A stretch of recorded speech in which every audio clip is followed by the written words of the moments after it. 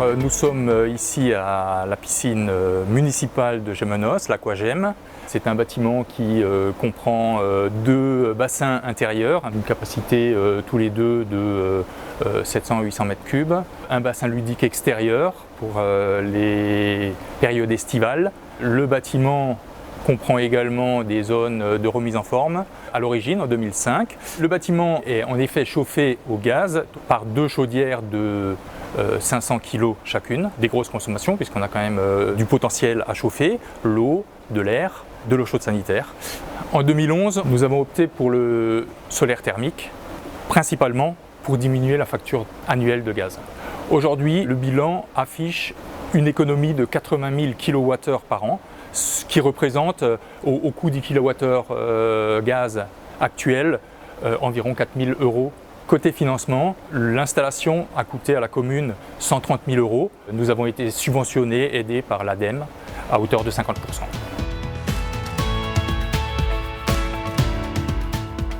L'installation thermique est d'autant plus intéressante qu'elle a subi une réhabilitation en cours de chantier, puisqu'au bout d'1 an de fonctionnement, on a fait le premier bilan. L'origine du problème a donc été identifiée. Il s'agissait d'une mauvaise appréhension des consommations d'eau chaude sanitaire. On a proposé donc avec l'installateur une adjonction d'un échangeur pour réchauffer l'eau d'appoint des bassins. Ces apports réglementaires en fait représentent 20 à 30 mètres cubes d'eau par jour qu'on réchauffe grâce au solaire.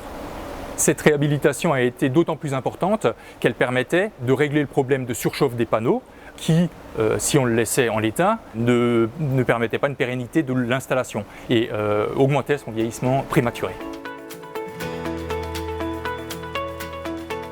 Alors, l'installation est composée principalement de panneaux solaires qui sont en toiture sur la toiture terrasse de la piscine, qui présente une orientation optimale. Elle est composée de 13 panneaux de grande surface, ce qui nous a permis de faciliter leur mise en œuvre.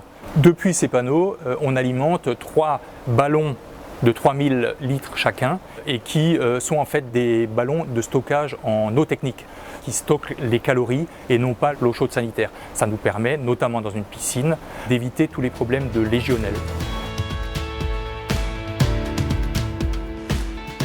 L'origine du projet est d'abord politique. Il devient technique par la suite lors de l'établissement du programme et du choix d'un maître d'œuvre technique spécialisé en ENR. Le maître d'ouvrage a donc choisi ce maître d'œuvre qui était chargé de piloter le projet de sa genèse jusqu'à sa réception et même 1 an après, jusqu'au premier bilan de l'installation. Nos échanges étaient quasi hebdomadaires. Alors l'entreprise E2S qui a été choisie pour la mise en œuvre suit cette installation depuis sa mise en service en décembre 2014.